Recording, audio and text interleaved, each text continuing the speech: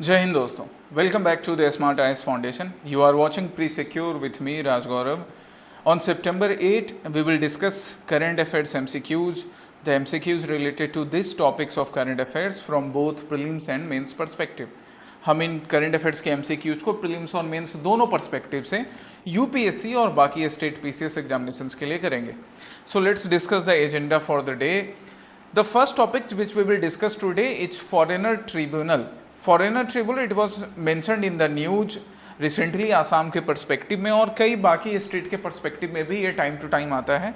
Recently in the perspective of Assam it was mentioned in the news, so it's very important for us from both UPSC and state PCS like Assam that what are the functioning of foreigner tribunals, how these are formed, India के किन किन state में ये foreigner tribunals exist करते हैं वगैरह वगैरह and all वो सारी इंपॉर्टेंट चीज़ें. मेंस में हम लोग किस तरह से फॉरेनर ट्रिब्यूनल्स के रिलेटेड पॉइंट्स को यूज कर सकते हैं वो भी डिस्कस करेंगे और प्रीलिम्स में एमसीक्यू कैसे बन सकता है वो. Then the second term is equity derivatives. We observe that in the Hindu there was a news related to SEBI's decision. SEBI, Security and Exchange Board of India. I will discuss what is SEBI. SEBI का formation कब हुआ था, कैसी body है. SEBI ने equity derivative से related एक नया इन्फो शेयर किया है, एक नया डिसीजन शेयर किया है. सो सबसे पहले तो हमें समझना यह है कि डेराइवेटिव्स क्या होते हैं, इक्विटी डिराइवेटिव्स क्या होते हैं, क्या इनका सिग्निफिकेंस होता है इकोनॉमिकल फाइनेंशियल टर्म्स में वो. Then Dongar cultivation. ये ऐसे ऐसे जो टर्म्स होते हैं ना, these are very very much important. इनका एक तो रेलेवेंस क्या होगा, प्रीलिम्स में इनसे डायरेक्ट एमसीक्यू आता है. दूसरा मेंस में क्या होता है, जब भी हमसे पर्टिकुलर सपोज एग्रीकल्चर से रिलेटेड आपके लिए क्वेश्चंस आ रहे हैं ना, जीएस पेपर 3 में आ रहा है, या पर्टिकुलर किसी ट्राइब से रिलेटेड आपके लिए क्वेश्चन जीएस पेपर 1, 2 या 3 कहीं पर आ रहा है, तो आप वहां पर ना ऐसे एग्जांपल्स दे सकते हो, ऐसे ट्रेडिशनल कल्टीवेशन प्रैक्टिसेस के एग्जांपल दे सकते हो. And for that you must know कि ये कल्टीवेशन किस रीजन में किया जाता है, क्यों ये नाम दिया गया है, ये सारे डिटेल्स. नेक्स्ट वुड बी भारतीय इनिशिएटिव. भारतीय इनिशिएटिव के बारे में डिस्कस करेंगे. एक बड़ा अच्छा इनिशिएटिव जो इंडिया में एग्रीकल्चरल प्रोडक्शन को, एग्रीकल्चरल प्रोडक्शन से रिलेटेड एक्सपोर्ट को प्रमोट करने के लिए बनाया जा रहा है. And the last topic would be Gastrochilus species. This Gastrochilus species, what is this, we must know. ये एक ऑर्किड की स्पेसीज है जो कि रिसेंटली कहाँ पर ऑब्जर्व की गई, अरुणाचल प्रदेश में. ठीक है. So we will discuss the detail of this orchid species.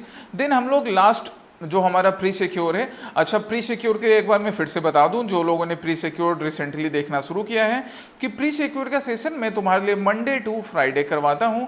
Saturday और संडे किस चीज़ के लिए रखा गया है कि आप इसको अच्छे से रिवाइज कर सको, है ना.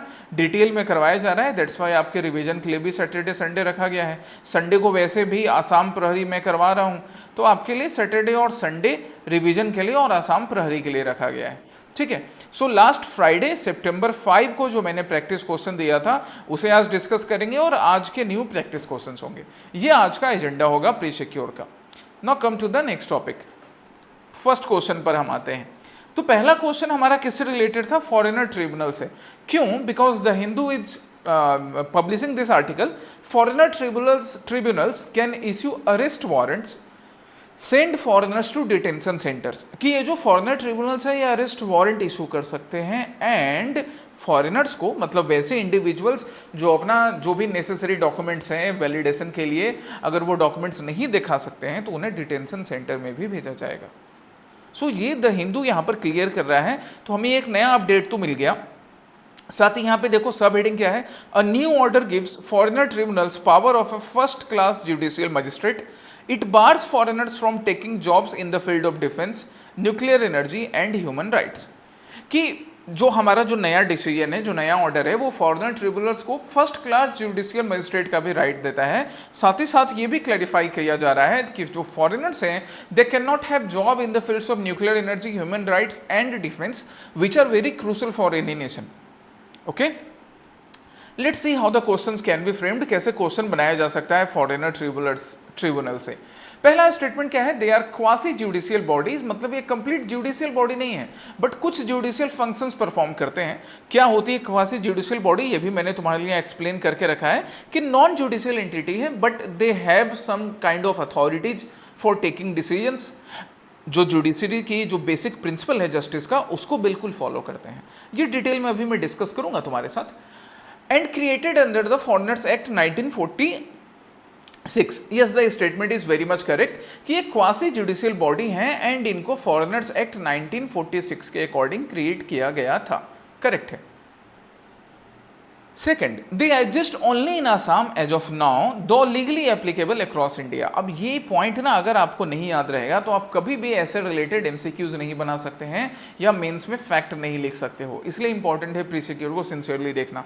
Yes, now they only exist in India. ये जो है ना ओनली, यस, इस ओनली की क्लैरिफिकेशन हमें चाहिए कि हाँ ये सच में अब सिर्फ आसाम में ही एग्जिस्ट करता है. हालांकि इंडिया के बाकी स्टेट्स भी अगर चाहें तो ऐसा फॉरेनर ट्रिब्यूनल्स बना सकते हैं, but for as of now it is only existing in Assam. Second is also correct. Under the immigration and foreigners order 2025, foreigner tribunals, जिसको हम एफटी बुला रहे हैं, have powers of both a civil court and a judicial magistrate first class और first class judicial magistrate. Yes, it is correct. Actually में जो foreigner tribunals का formation होता है फॉरेनर्स एक्ट 1946 से, तो ऑलरेडी इनको सिविल कोर्ट के बराबर पावर दिया जाता है लाइक अ सिविल कोर्ट. अब न्यू ऑर्डर के थ्रू जो ये 2025 न्यू ऑर्डर की बात कर रहे हैं, अब इनके पास फर्स्ट क्लास जुडिशियल मजिस्ट्रेट का भी पावर रहेगा. So the third statement is also correct. हमें करेक्ट ही ढूंढने हैं, तो आंसर हमारा क्या हो जाएगा 1, 2 एंड 3. आइए अब डिटेल में चलते हैं फॉरेनर ट्रिब्यूनल्स के. सो सबसे पहले तो फॉरेनर ट्रिब्यूनल है क्या, तो ये क्वासी जुडिशियल बॉडी है जिसका फॉर्मेशन हुआ 1964 में as per the foreigners act 1946.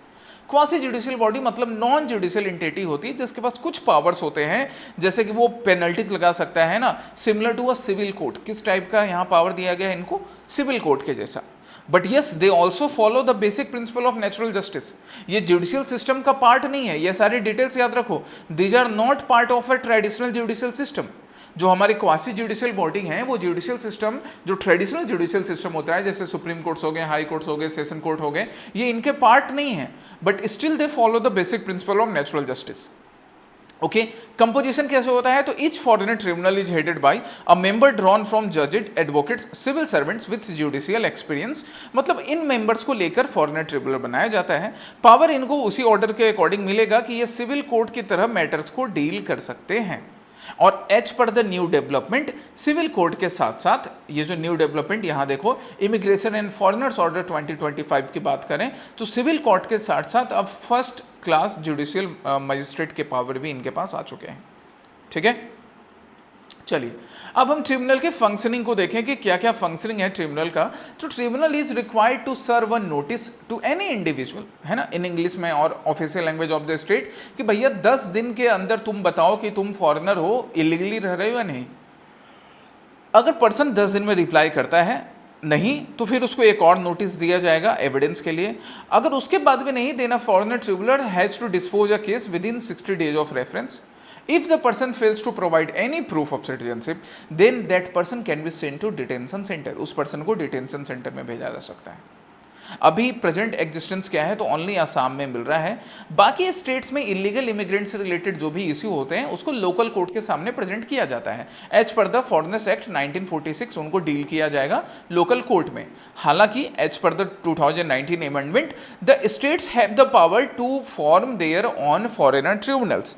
2019 से पहले ये पावर सेंटर के पास होता था कि सेंटर अलग अलग स्टेट्स में फॉरेनर ट्रिब्यूनल बनाएंगे, पर 2019 में ये अमेंड किया गया and now the states have been authorised that they can form foreigner tribunals in their states as well.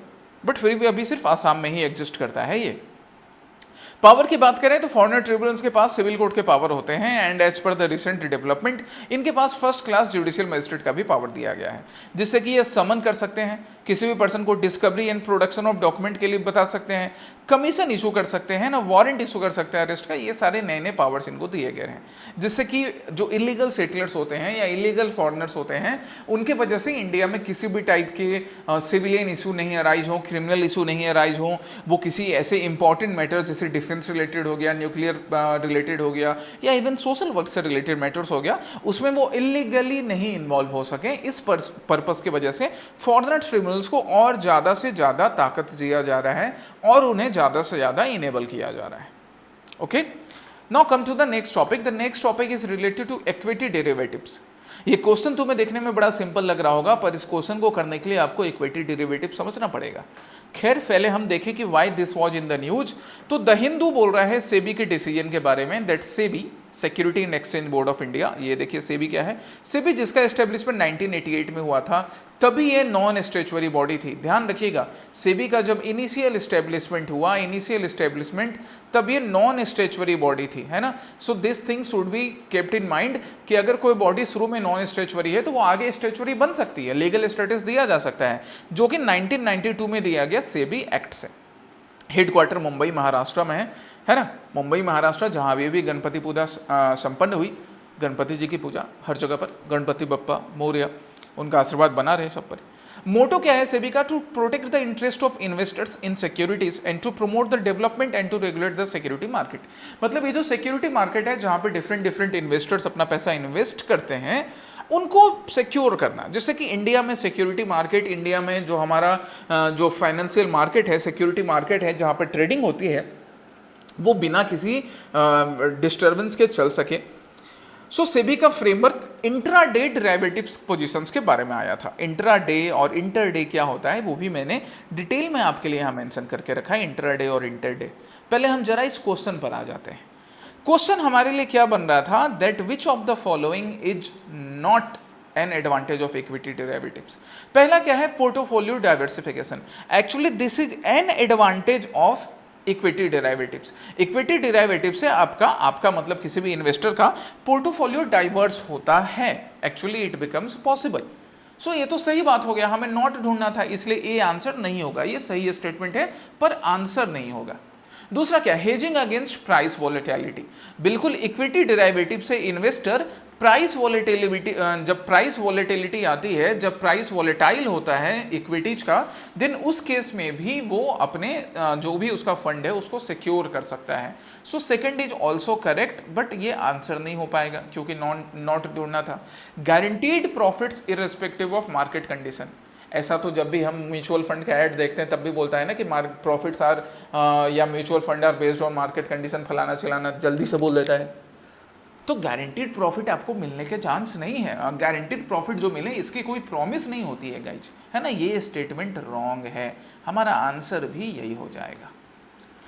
Fourth क्या था, leverage with smaller investment. Actually this is a positive thing. Answer तो ये नहीं होगा, answer हमारा सी हो चुका है कि जब हम स्मॉलर इन्वेस्टमेंट भी करते हैं तो इक्विटी मार्केट में, इक्विटी डेरिवेटिव से वी हैव द नॉलेज कि कौन से इक्विटी में, कौन से फंड में इन्वेस्ट करने से हमें ज़्यादा प्रॉफिट होगा, है ना। स्मॉलर इन्वेस्टमेंट से भी ये सारे एडवांटेज होते हैं। अब हम जरा डेरिवेटिव्स को समझते हैं।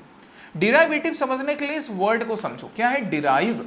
सो डेरिवेटिव्स ना कहाँ से अपनी वैल्यू डिराइव करते हैं, किसी अंडरलाइंग एसेट से जो किसी ऑर्गेनाइजेशन की हो सकती है। And that derivative, that derived value, it help the traders, the investors to bid on the direction of underlying assets price change. मतलब वो अगर सपोज असेट अंबानी जी का है, अडानी जी का है, and if they are taking good decisions in the market, तो उनका जो असेट होगा ना, उसका प्राइस रेंज अपवर्ड डायरेक्शन में जाने वाला है। इसके अकॉर्डिंग आप मार्केट में अपना डिसीजन ले सकते हो। एंड सो इक्विटी डिराइवेटिव पर जब हम आएंगे तो ये वैसे इक्विटीज हैं who are deriving their value from the movements of a stock और अ स्टॉक इंडेक्स। यहाँ पे आप रिलायंस की बात कर सकते हैं या किसी भी स्टॉक की बात कर सकते हैं। और जब आपको इक्विटी डेरिवेटिव्स स्टॉक इंडेक्स के अकॉर्डिंग आप अपना इक्विटी डेरिवेटिव्स डिसाइड कर पाओगे कि किस तरफ स्टॉक का मूवमेंट होगा, देन आप बेटर रिस्क मैनेज कर सकते हो, आप स्पेकुलेशंस कर सकते हो मार्केट का, एंड आपका जो पोर्टफोलियो है, मतलब आपका जो इन्वेस्टमेंट है, उसका बेटर ऑप्टिमाइजेशन होगा, लॉस कम लगेगा। नेक्स्ट हम देखते हैं इंट्राडे वर्सेस इंटरडे। इंट्राडे का मतलब होता है कि आपने जो कुछ भी परचेज करा है या आपने जो कुछ भी सेल करना है वो सेम डे में करोगे। इंटर डे का मतलब that you would hold it for some time, और हो सकता है आप 1-2 रोज के बाद किसी लेटर डेट पे इसको सेल करोगे। सो सेम डे जब भी ट्रेडिंग होगी, सेम डे, है ना। जैसे कल क्या है, 8 सितंबर है, आपने प्री सिक्योर देखने के बाद ट्रेडिंग किया, उसी रोज कर लिया, इसको इंट्राडे बोलेंगे। लेकिन आपने फिर एसेट्स परचेज तो किया बट उसको सेल कर रहे हो 10 सितंबर प्री सिक्योर देखने के बाद, उसको हम इंटरडे बोलेंगे। क्लियर है intraday interday? Yes, wait. Intraday interday के बीच जरा लैपटॉप को भी चार्ज में लगा लें, इसे इंट्राडे चार्ज की जरूरत होती है। 10 मिनट गाइज।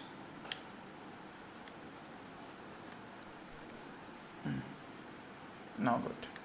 चलिए, और अब हम देखते हैं इक्विटी डिराइवेटिव्स के कॉमन टाइप्स। ये वैसे आप इकोनॉमिक्स के क्लासेस में फिर से प्रशांत सर से पढ़ोगे, या आपने पहले पढ़ा होगा, या फाइनेंशियल मार्केट में अगर आपका इंटरेस्ट है तो आप ये टर्म सुनते होगे। एक बार ब्रीफली यहाँ देख लो।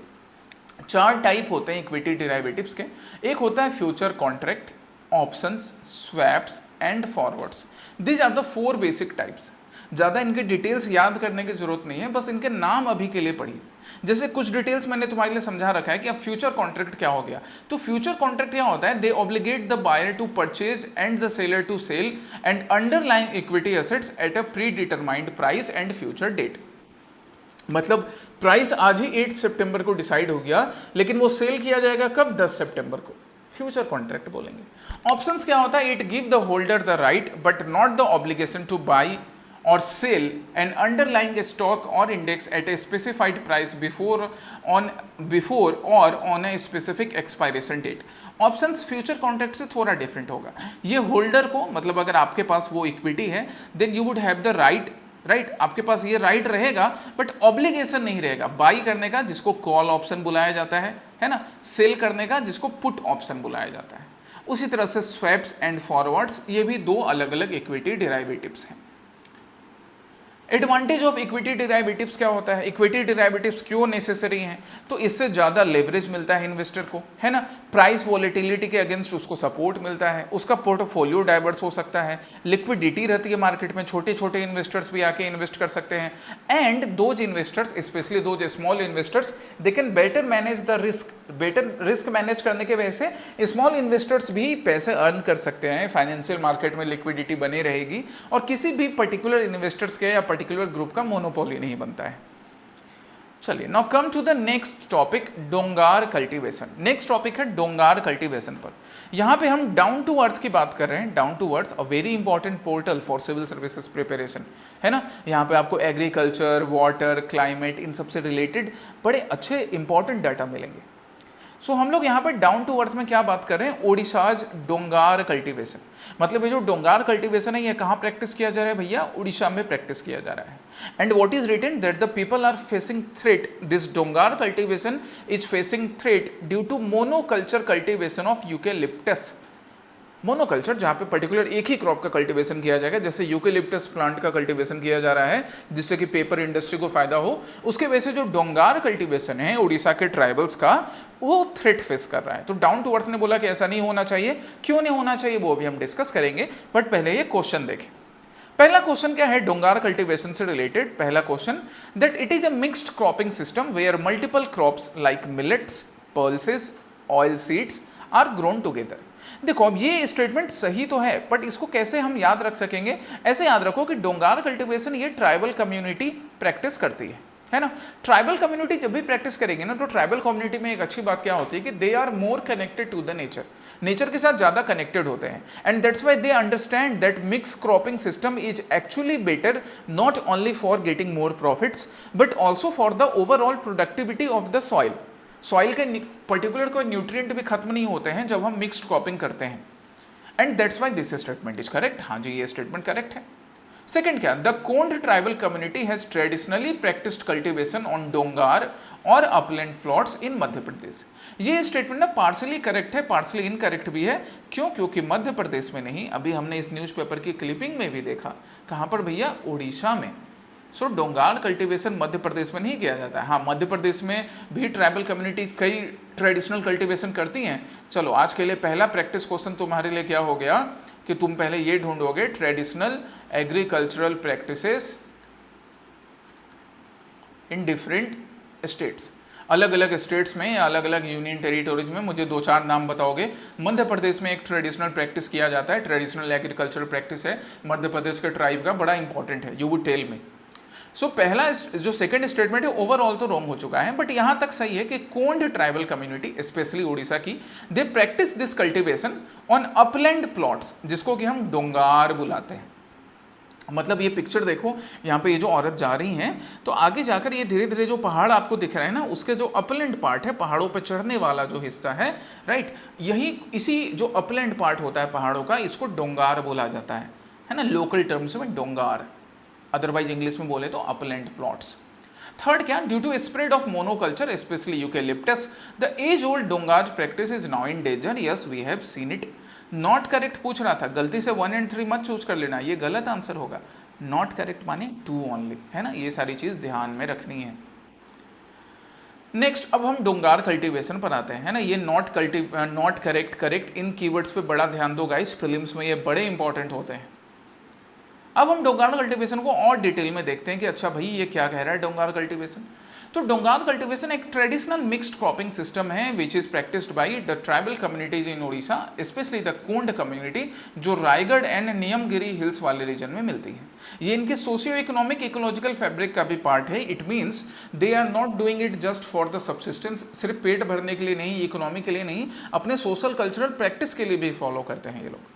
जो नाम डोंगार है वो डोंगार नाम कैसे पड़ा, क्योंकि अपलैंड पे किया जाता है। अभी मैंने तुमको पिक्चर दिखाया है कि पहाड़ की जो शुरुआत होती है इस अपलैंड पे किया जा रहा है, जिसको लोकल टर्म्स में डोंगार बोला जाता है। सिग्निफिकेंस की बात करें तो it provide the livelihood support to them as around 70% of Kond community there are dependent over its. वो मिलेट्स का, काउपी का, इन सब का प्रोडक्शन करते हैं, जिससे कि उनको ना एक्सटर्नल मार्केट पे डिपेंडेंट नहीं रहना होता है। और मिलेट्स आप जितना कंज्यूम करोगे आपके हेल्थ के लिए भी अच्छा है। चलिए एक और प्रैक्टिस क्वेश्चन मिल गया। इंटरनेशनल ईयर ऑफ मिलेट्स कब सेलिब्रेट किया जाता है? ये international year of millets sorry कब सेलिब्रेट किया गया ये मुझे तुम बताओगे।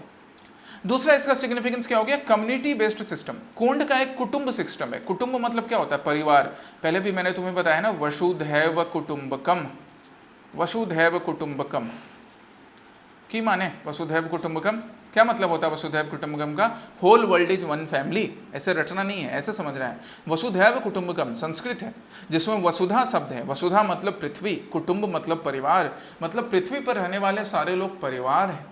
कौन से उपनिषद से लिया गया है ये तो मुझे कमेंट में बताओगे। It is taken from which Upanishad, किस उपनिषद से लिया गया है? सो कम्युनिटी बेस्ड सिस्टम है, मतलब ये जो कोंड कम्युनिटी है ना, ये आपस में ही क्या करती है, विलेजेस में ही लैंड को डिवाइड कर लेती है कि चलो हम सारे फैमिली लोग मिलकर, हम सारे विलेजर्स मिलकर इस पार्ट में इस तरह से अपलैंड में हम कल्टीवेशन करेंगे। सो कम्युनिटी बेस्ड सिस्टम को भी प्रमोट करता है। और ज़्यादा सिग्निफिकेंस इसकी हम बात करें कि इसके अलावा और क्या सिग्निफिकेंस है, तो बायोडाइवर्सिटी कंजर्वेशन हो रहा है भैया, राइट क्योंकि जो ट्राइबल कम्युनिटी है ना, yes they practice shifting cultivation, पर इस तरह से शिफ्टिंग कल्टीवेशन करते हैं कि जो सॉइल है उसका डिग्रेडेशन नहीं होता है, मोनोकल्चर से ज़्यादा डिग्रेडेशन होता है। क्लाइमेट रेजिलिएंट क्रॉप्स को ग्रो करते हैं। मिलेट्स जो कि सस्टेनेबल डेवलपमेंट गोल 30 जो है क्लाइमेट एक्शन से रिलेटेड, मिलेट्स का प्रोडक्शन उस चीज़ के लिए भी बढ़िया है। ड्रॉट रेसिस्टेंस होते हैं ना हमारे मिलेट्स, ये देखो मैं स्क्रीन को क्लियर कर देता हूँ एक बार। ड्रॉट रेसिस्टेंस होते हैं, है ना, कम पानी में भी उग सकते हैं। सो क्लाइमेट एक्शन के लिए भी जरूरी है। कल्चरल हेरिटेज भी है, जैसा मैंने तुम्हें बताया ना कि इनके सोशियो कल्चरल पार्ट है। दे सेलिब्रेट अ रिचुअल जिसका नाम है बिहानू परब। ये इसी डोरांग, ये जो बिहानू परब है इसी डोंगार कल्टीवेशन से रिलेटेड है ना, Dongar not Dorang, Dongar cultivation. But still they are facing challenges. Monocultural threat कि जैसे यूकेलिप्टस प्लांट काफ़ी वहाँ पर बढ़ रहे हैं ना, land encroachment related to mining and other commercial activities, and कुछ और चैलेंजेस भी, जैसे कि अब रेनफॉल पैटर्न काफ़ी चेंज हो रहा है और जो यूकेलिप्टस प्लांट है उसके लिए लोन जल्दी मिल जाता है ना, उसका, या फिर कॉटन की बात करें तो उसके लिए लोन जल्दी मिल जाता है या उसके लिए मार्केट ज़्यादा सही रहता है। इसकी वजह से भी कई ट्राइबल कम्युनिटी भी ये डोंगार कल्टीवेशन छोड़कर ये प्रैक्टिस एडॉप्ट करने को मजबूर हो रही है। These are the challenges. The next question is Bharati Initiative. Bharati Initiative is in news जो हम PIB से ले रहे हैं। PIB a very important source, another important source for civil services examinations। तो PIB क्या बोल रहा है, जिसपे ministry of commerce and industry का अपडेट आ रहा है, that union commerce and industry minister Shri Piyush Goyal, है ना, UAE minister of foreign trade doctor Thani bin, right, and union minister of food and processing industry mister Chirag Paswan, they have launched an initiative for promoting agricultural production and its export, जिसका नाम क्या रखा गया है, Bharati, to empower 100 agri food startups so that they can export towards 50 billion target by 2030, कि agricultural production जो है वो 50 बिलियन का हो सके 2030 तक। इस टारगेट को फुलफिल करने के लिए 100 एग्री फूड स्टार्टअप्स को एम्पावर किया जाएगा under this Bharati initiative. Now let's see the question, फिर हम भारती के और डिटेल में जाएंगे। पहला स्टेटमेंट क्या है, it has been launched by Bharti.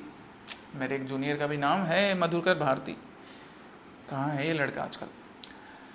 पहला स्टेटमेंट क्या, it has been launched by the agricultural and processed food products export development authority, APEDA. Yes correct है, अपेडा ने इसको लॉन्च किया है। What is APEDA, I will discuss it with you. It focuses only on improving the GI tagged agri products. क्यों only GI tagged agri products पे क्यों focus करेगा भाई? सिर्फ अगर जीआई टैग्ड एग्री प्रोडक्ट पे फोकस करेंगे ना तो फिर हमारा टारगेट नहीं फुलफिल हो पाएगा। हाँ, जीआई टैग एग्री प्रोडक्ट को हम प्रमोट करेंगे, नए नए प्रोडक्ट्स को जीआई टैग के अंदर लाएंगे, वो अलग बात है, but not only focusing on GI tag agri product. Third, it aims to support 100 agri food startups through export establishment programme. और करेक्ट ढूंढना है तो यस 1 and 3 आर करेक्ट है। Okay, now come to the details of Bharatiya initiative. Bharatiya initiative के details पर हम आते हैं। तो भारतीय इनिशिएटिव, भारतीय वर्ड का मतलब क्या हुआ? Bharat hub for agritech resilience advancement incubation for export enablement. मतलब कि एग्रीकल्चर से रिलेटेड जो भी हमारे स्टार्टअप्स हैं, जो भी एग्री फूड या एग्रीटेक स्टार्टअप्स हैं, उनको सपोर्ट देना इंक्यूबेशन सेंटर्स के फॉर्म में हो, एक्सपोर्ट इनेबलमेंट के फॉर्म में हो, जिससे कि ज़्यादा से ज़्यादा यंग एंटरप्रेन्योर को एग्रीकल्चर से रिलेटेड एक्सपोर्ट में बढ़ावा मिल सके। इसके लिए सरकार हर तरीके का सपोर्ट देने की बात कर रही है। इवन अपेडा ने जो अपेडा का जो प्लान है, क्या प्लान है कि 50 बिलियन एग्री फूड एक्सपोर्ट हो सके 2030 तक। इसके लिए फाइनेंशियल सपोर्ट हो, टेक्नोलॉजिकल सपोर्ट हो, गवर्नेंस सपोर्ट हो, सारा सपोर्ट दिया जाएगा अंडर द भारतीय इनिशिएटिव। आगे भारतीय इनिशिएटिव की डिटेल्स देखेंगे, पर जरा पहले अपेडा को देख लो। तो अपेडा क्या है? एक स्टैट्यूटरी बॉडी है जो ministry of commerce and industry के अंदर वर्क करती है। इसका मेन काम है to promote export and development of agricultural and processed food products in India. And a very important thing जो कि प्रीलिम्स के लिए आपको याद रखना है, it also monitor the import of sugar. Sugar के इम्पोर्ट को भी ये मॉनिटर करती है, याद रखिएगा ये काम, है ना। ये सब बड़ी इंपॉर्टेंट चीज़ें हैं, छोटी छोटी मगर इंपॉर्टेंट बातें। बाकी हम भारतीय इनिशिएटिव के ज़्यादा डिटेल्स और डीप डिटेल्स में जाते हैं। तो भारतीय इनिशिएटिव में एआई बेस्ड टूल का यूज किया जाएगा, ब्लॉकचेन टेक्नोलॉजी का यूज किया जाएगा, इंटरनेट ऑफ थिंग्स का यूज किया जाएगा। इट मीन्स जो भी नए अप टू डेट टेक्नोलॉजीज हैं जिसका हेल्प करके एग्रीकल्चर प्रोडक्शन बढ़ाया जा सकता है, वो किया जाएगा। एक्सपोर्ट रिलेटेड जो भी चैलेंजेज है उनको रिजॉल्व करने का काम, इंडिया में कॉम्पिटिटिवनेस बढ़ाने का काम। एक नेशन वाइड अवेयरनेस कैंपेन चलाया जाएगा जिसमें 100 स्टार्टअप्स को शॉर्टलिस्ट करना है, एक्सेलरेशन प्रोग्राम्स में उन्हें ट्रेन करना है। इसके लिए एग्रीकल्चरल बोर्ड के साथ पार्टनरशिप में आना, आईआईटीज, एनआईटीज और बाकी प्रीमियर इंस्टीट्यूशंस या रिसर्च इंस्टीट्यूशंस के साथ पार्टनरशिप में आना। कहने का मतलब कि ओवरऑल इंडिया में एक एटमॉस्फेयर प्रिपेयर करना जिससे एग्रीकल्चरल प्रोडक्शन, एग्रीकल्चरल प्रोडक्ट से रिलेटेड एक्सपोर्ट प्रमोट हो सके। This is the agenda of Bharatiya initiative, ये भारतीय इनिशिएटिव का एजेंडा है। Okay, the next topic is Gastrochilus pechei या गैस्ट्रोसिलस पेकेई, जैसे प्रोनाउंस करना है कर लो भैया, हम आपको समझा देते कि ये है क्या। द हिंदू क्या बोल रहा है? न्यू ऑर्किड रिकॉर्ड, है ना। ऑर्किड, कुछ लोग इसको ऑर्चिड बुलाते हैं, कुछ ऑर्किड बुलाते हैं, अंग्रेजी का यही है बेड़ा गर्क, जो बुलाना है बुला लो यार, ऑर्किड बुला लो, ऑर्चिड बुला लो। New orchid recorded in Arunachal Pradesh जिसका नाम है गैस्ट्रोसिलस पेकेई, है ना। ये दिख रहा है आपको फोटो, है ना। मेनली इसका यूज कोई वैसा खास मेडिसिनल यूज नहीं है, कुछ लोग यूज करते होंगे, दैट इज अनदर थिंग। ये एक्चुअली में डेकोरेटिव पर्पस के लिए यूज किया जाता है ऑर्किड, ये जो प्लांट। पहले इसका लिंक, पहले एक्चुअली में ये म्यांमार में पाया जाता था, अभी अरुणाचल प्रदेश में भी मिल रहा है। It shows a link between the orchid plants, the floral plants present in India and Myanmar. चलिए, पहला स्टेटमेंट क्या? ऑर्किड से रिलेटेड, गैस्ट्रोफिलस पेकेई से related. It is a newly discovered orchid species found in Arunachal Pradesh. हाँ जी, अरुणाचल प्रदेश से कौन कौन है? एक बार जरा अटेंडेंस लगाओ, कमेंट सेक्शन में बताओ अरुणाचल प्रदेश के बारे में, है ना। घूमना जाना है अरुणाचल प्रदेश, कब घूमने जाऊँ, टाइम नहीं मिल रहा है। खैर कभी जाएंगे जरूर अरुणाचल। नागालैंड भी जाना है, बहुत दिन हो गया नागालैंड गया हुआ। Second statement, earlier it was known to bloom only in Myanmar. Yes, पहले ये सिर्फ म्यांमार में मिलता था। It flowers during March April in dry deciduous forest. अब एक बात बताओ, अगर मार्च अप्रैल में मिलता तो अभी के प्री सिक्योर में कर रहे होते क्या? सितंबर के टाइम में उगता है। करेक्ट ढूंढना है तो 1 and 2 ओनली। चलिए, दिस इज गेस्ट्रोसिलस पे से ही इसके डिटेल्स हम देख लें तो it is a flower which is usually which can usually be seen during the month of September October, है ना। मॉइस्ट एवरग्रीन रेन फॉरेस्ट में ट्रीज के ऊपर स्मॉल ट्रीज जो होते हैं रिवर बैंक्स में, वहाँ पे आपको ये वाले ऑर्किड्स दिख जाएंगे। ये मेनली कल्टीवेशन इसका किया क्यों जाता है या कहीं पर भी उगता है उसका यूज क्या होता है, डेकोरेटिव पर्पस के लिए। बाकी इसकी मेडिसिनल वैल्यू के ऊपर ज़्यादा अभी कोई वैसा डिटेल हमारे पास अवेलेबल नहीं है। पहले सिर्फ म्यांमार में मिलता था, बट इसकी बाकी स्पीसीज अब हमको अरुणाचल प्रदेश वाले रीजन में भी दिखती है। हम अरुणाचल की बात करें तो very important thing, Arunachal is also known as the orchid state of India.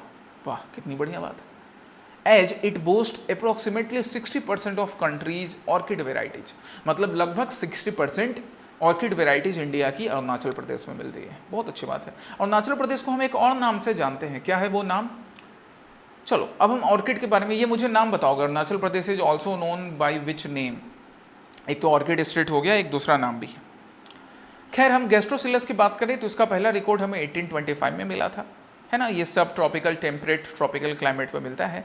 And it is characterised by a short axillary inflorescence often with brightly coloured flowers. Yes, brightly coloured flowers ही हैं, ब्राइटली कलर्स हैं, देखने में अच्छे लगेंगे, decorative purpose के लिए use होगा। ये आज का प्री सिक्योर का एजेंडा था। अब हम प्री सिक्योर के प्रैक्टिस क्वेश्चंस पर आए तो लास्ट जो मंडे टू फ्राइडे की मैंने बात की, तो फ्राइडे 5 सितंबर को टीचर्स डे के रोज, इंडिया में टीचर्स डे के रोज, क्योंकि वर्ल्ड टीचर्स डे ठीक इसके एक महीने के बाद अक्टूबर 5 को मनाया जाएगा।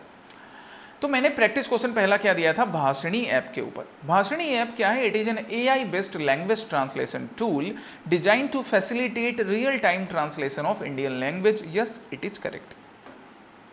AI का यूज करते हुए एक टूल बनाया गया है जो रियल टाइम पे इंडियन लैंग्वेजेस में ट्रांसलेशन करेगा। करेक्ट है जी, AI का यूज आजकल ये बढ़िया हो रहा है। अभी यूट्यूब पर भी जो मैं बोल रहा हूँ उसका भी नहीं, वो क्या बोलते हैं उसको, सब टाइटल्स बना देना, वॉइस स्पीच टू टेक्स्ट बनाना, ये सारी चीज़ें भी चलती हैं ना।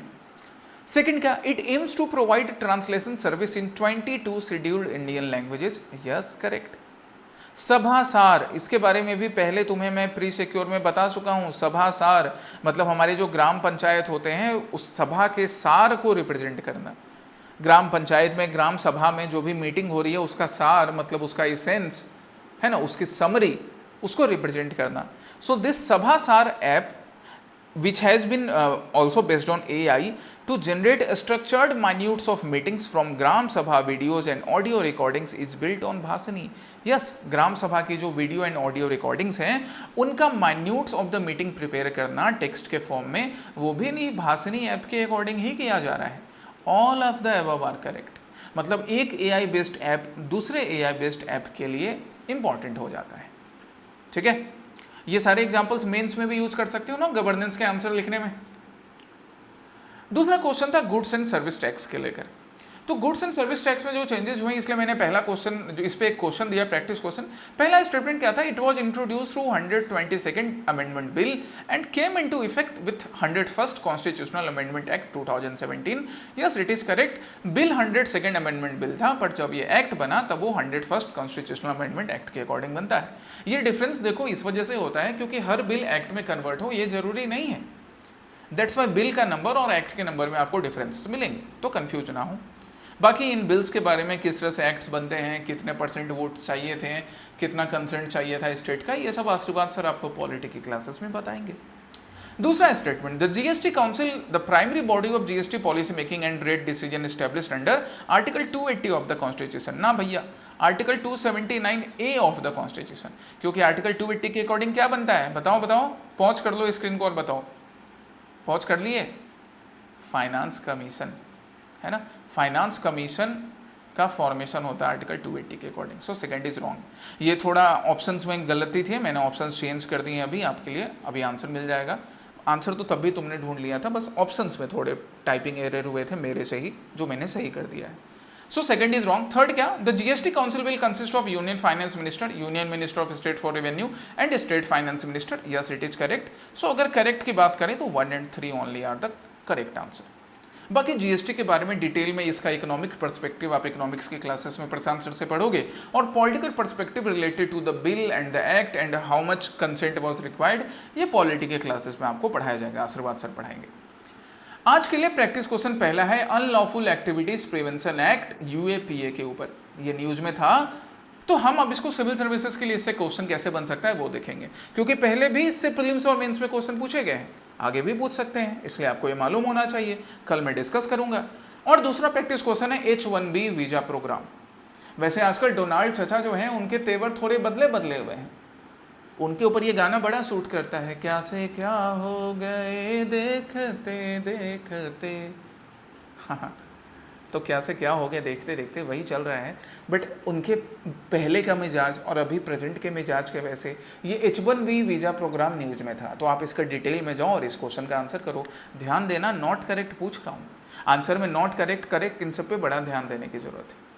सो ये दोनों आज के प्रैक्टिस क्वेश्चंस हो गए। कल हम लोग फिर मिलेंगे प्री सिक्योर में नेक्स्ट टॉपिक के साथ। So till then study well, take care, Jai Hind.